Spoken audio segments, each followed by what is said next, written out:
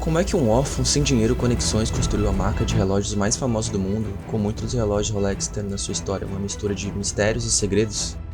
Hoje vamos nos aprofundar na incrível história do zero ao luxo da Rolex e responder a pergunta que todo mundo faz: por que os Rolex são tão caros?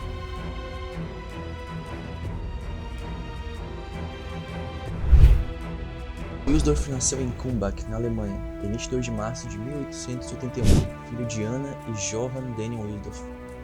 Ele era o segundo filho de 3 crianças. Sua família administrava um negócio bastante sucedido que foi passado de geração em geração, vendendo produtos de ferro, classificando-os na classe média social.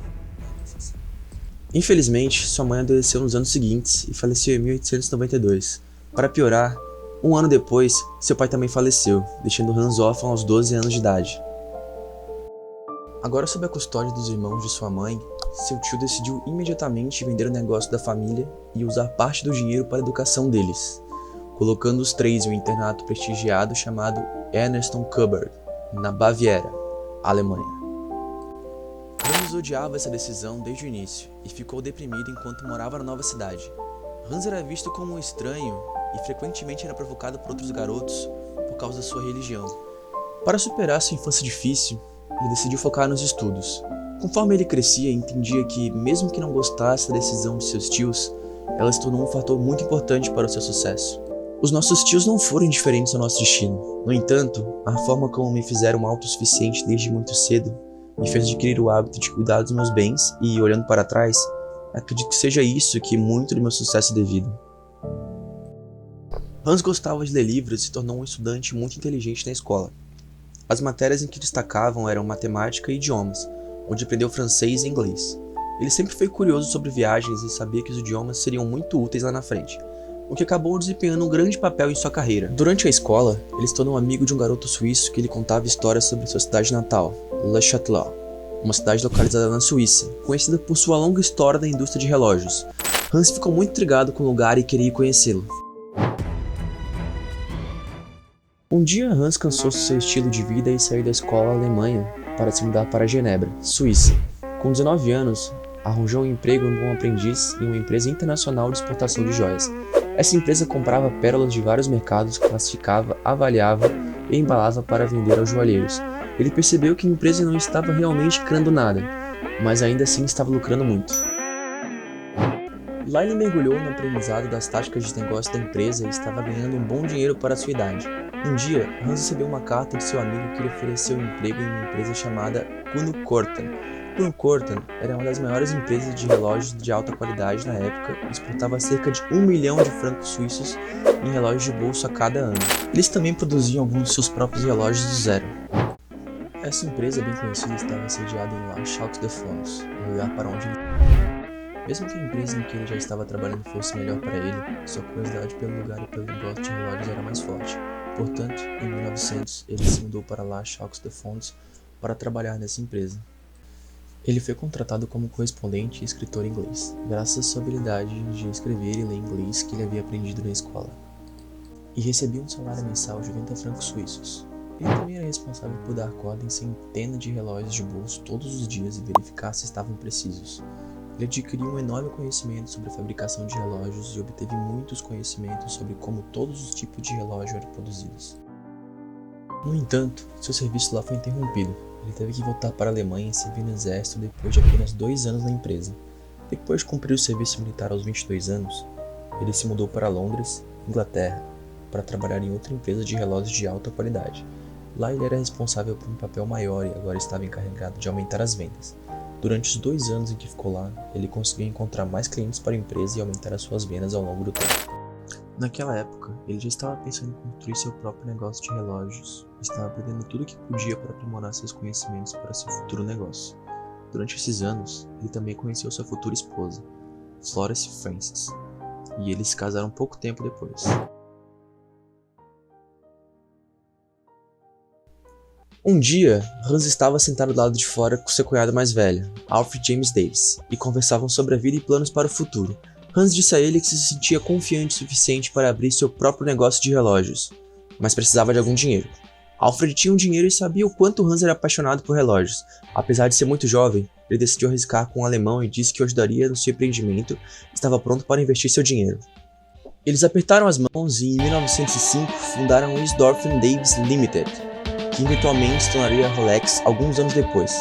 Eles se associaram a uma empresa de relógios suíça chamada Hermann Eger, sediada na Suíça, e começaram a importar mecanismos da Suíça para a Inglaterra, colocando-os em caixas de relógios. Eles também abriram um escritório em Bienne, Suíça, para favorecer essa parceria. Logo depois, eles se especializaram na distribuição de relógios a preços mais acessíveis. Apesar de Hans ser amante de relógios, havia uma coisa importante que ele considerava desfavorável na indústria de relógios: os relógios de bolso. Na época, os relógios de pulso eram principalmente usados por mulheres como joias e eram menosprezados por alguns por não serem precisos o suficiente. Esses relógios eram muito menores do que os relógios de bolso, tinham movimento menores que frequentemente faziam o relógio adiantar ou atrasar, devido a pequenos detalhes nos movimentos. Essa era a principal razão pela qual os relógios de bolso eram mais populares na época e considerados masculinos, devido ao seu tamanho volumoso. No entanto, para Hans, ele achava inconveniente usá-los. Era um pouco incômodo ter que colocar a mão no próprio bolso para ver as horas, especialmente quando as mãos estavam ocupadas. Até então, pensava que era quase impossível criar um relógio de pulso perfeito que pudesse mostrar consistentemente o horário exato e ainda ser usado no dia a dia. A minha opinião pessoal é que os relógios de pulso desaparecerão quase completamente. Os relógios de pulso irão substituí-los, definitivamente. Hans previu que mais cedo ou mais tarde os relógios de pulso se tornariam uma nova norma para todos, e estava totalmente comprometido em encontrar uma maneira de criar um relógio de pulso perfeito. Ele passou os próximos anos viajando por muitos países da Europa até conhecer inúmeros relojarios, para discutir até os pequenos detalhes dos relógios. Durante esses anos, ele começou a lançar seus próprios relógios de pulso, a partir do mesmo ano em que fundou sua empresa. Um relógio após o outro, ele se empenhava em criar um relógio de pulso melhor, de alta qualidade e confiável para homens e mulheres, aplicando o que aprendeu com outros relojoeiros em sua jornada. Logo depois, sua empresa começou a ganhar algum reconhecimento, e até 1908 era uma das principais empresas da indústria de relógios da Inglaterra.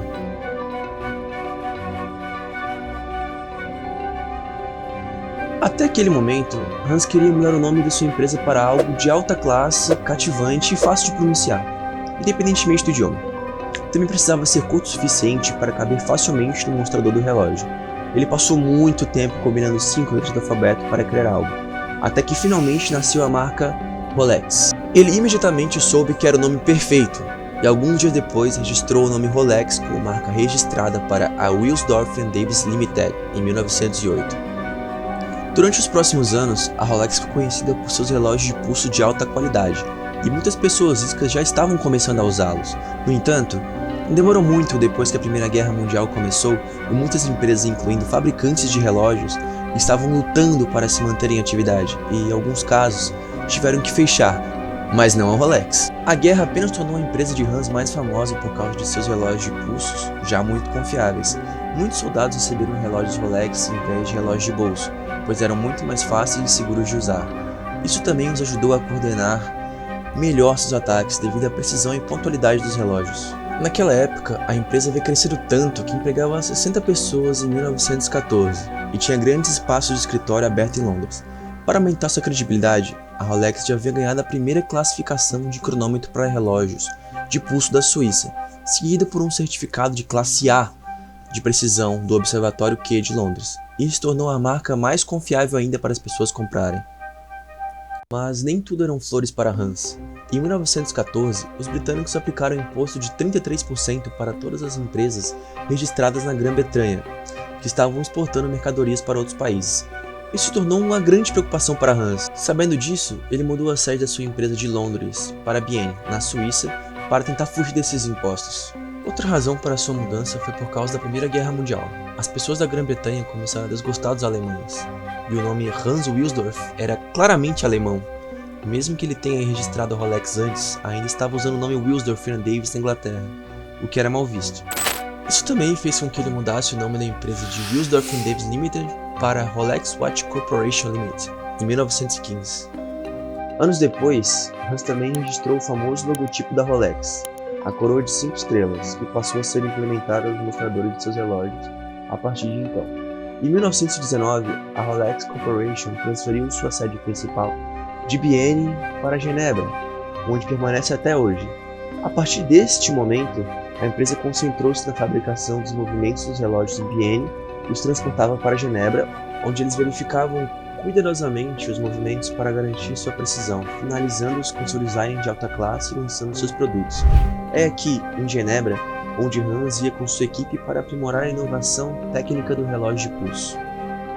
Devemos ter sucesso em fazer a caixa do relógio tão hermética que nossos movimentos sejam permanentemente garantidos contra danos causados por poeira, transpiração, água, calor e frio. Somente assim a precisão perfeita do relógio Rolex será garantida. Graças à sua paciência e determinação, isso eventualmente deu certo e trouxe um grande sucesso. Em 1926, a Rolex lançou seu novo modelo que mudaria para sempre a indústria dos relógios, o Rolex Oyster, o primeiro relógio de pulso à prova d'água da história. Esse novo modelo era selado com uma caixa muito apertada, proporcionando uma proteção ideal para os pequenos movimentos no relógio em seu interior, tornando-o à prova d'água. Hans sabia que isso era revolucionário e que certamente despertaria interesse nas pessoas, mas ele decidiu esperar pela oportunidade perfeita para apresentá-lo ao mundo de uma forma muito criativa.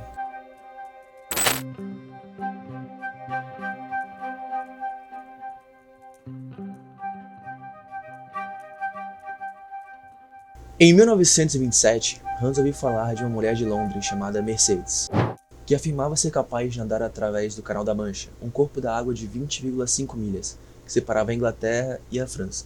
As pessoas não acreditavam nela, então ela decidiu tentar novamente na frente de milhares de pessoas, mesmo com a temperatura da água muito mais fria do que normal. Hans viu a oportunidade e a encorajou a usar um relógio Rolex Oyster em volta do pescoço. Depois de andar por mais de 10 horas, ela foi retirada da água quase congelada e conseguiu chegar a cerca de 4/5 do caminho. A tentativa não foi um grande sucesso, mas o relógio Rolex Oyster saiu da água completamente ileso e em perfeito estado. As pessoas ficaram loucas pelo relógio e Hans aproveitou a publicidade colocando um anúncio no Jornal de Londres, relacionado ao seu evento. Foi nesse momento que a Rolex estourou, ela alcançou a fama internacional como um relógio revolucionário.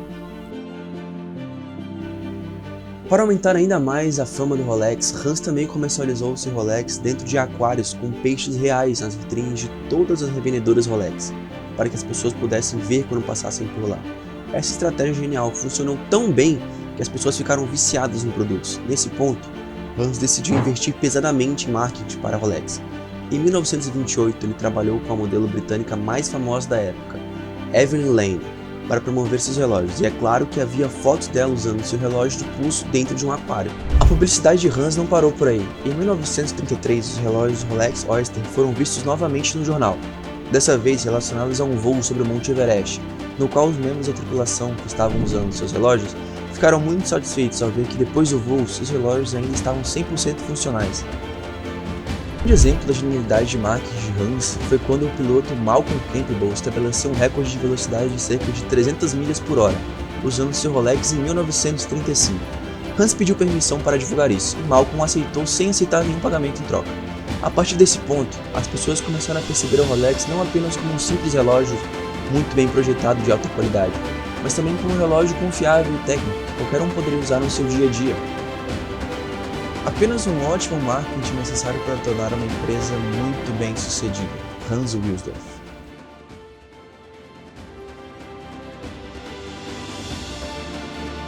Wilsdorf e sua primeira esposa, Florence, não tiveram filhos, e ela morreu em uma doença em 1944. Já em 1945, Wilsdorf fundou a Fundação Hans Wilsdorf. Em 1960, ele deu sua participação de 100% na Rolex para esta fundação. A fundação possui e controla a Rolex até os dias de hoje e doa grande parte da sua receita para caridade e causas sociais. Após todos os anos de sucessos e inovações da Rolex, os clientes pediam por novos relógios, então assim foi feito. Em 1931, a Rolex lançou um relógio de pulso automático chamado The Rolex Perpetual. O Rolex Perpetual se enrolava-se automaticamente, aproveitando a energia capturada da rotação de um rotor bidirecional interno conforme o usuário se movia. Ao fim da Segunda Guerra Mundial, a Rolex lançou o aclamado Rolex Datejust. A Rolex lançou um relógio de pulso com uma janela de abertura que exibia automaticamente a data por meio de uma roda de data e foi visto nos pulsos de líderes mundiais, incluindo o Sr. Winston Churchill e o presidente dos Estados Unidos. Quase 10 anos depois do Datejust e todo o seu sucesso, a Rolex lançou seu primeiro relógio de mergulho especializado, o Rolex Submariner. O Submariner tornou-se comercialmente disponível após a apresentação no Basel Fair Show em 1954. Era uma exposição onde vendedores apresentavam suas joias e relógios. No mesmo ano que o Submariner foi lançado, a Rolex também surpreendeu com o lançamento de um Rolex relógio de ferramentas, conhecido como GMT Master. O GMT Master tinha todos os recursos habituais da Rolex, incluindo uma caixa Oyster estanque, movimento perpétuo e ponteiros e marcadores luminosos, mas acrescentou um ponteiro de 24 horas projetado para manter o tempo em um segundo fuso horário.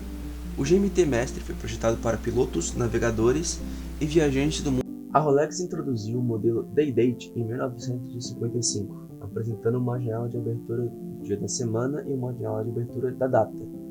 O Day-Date era um pouco mais semelhante ao Rolex Datejust, com 36 mm de diâmetro, só que com uma caixa um pouco mais grossa. O Rolex Milgauss foi lançado em 1956 com o número de referência de 6541. Este relógio foi projetado com antimagnetismo especial, apresentando 1000 Gauss para cientistas que trabalhavam em laboratórios de pesquisa, usinas de energia ou instalações médicas, cujos relógios poderiam ser afetados pelo magnetismo. Wilsdorf morreu em Genebra, Suíça, em 6 de julho de 1960. Ele foi enterrado no cemitério Kings, em Genebra, ao lado de suas duas esposas. Desde então, a Rolex começou a direcionar sua marca para um público de alto padrão, e é assim até os dias de hoje. Atualmente a marca Rolex vale mais de 8 bilhões de dólares e com certeza Hans conseguiu cumprir com sua missão, e hoje deve estar orgulhoso do que sua empresa se tornou. Foi assim que Hans Wilsdorf conseguiu erguer um império saindo do zero. Seu nome e seu legado serão lembrados por muito tempo ainda. Muito obrigado por ter assistido até aqui, espero que tenham gostado e até a próxima.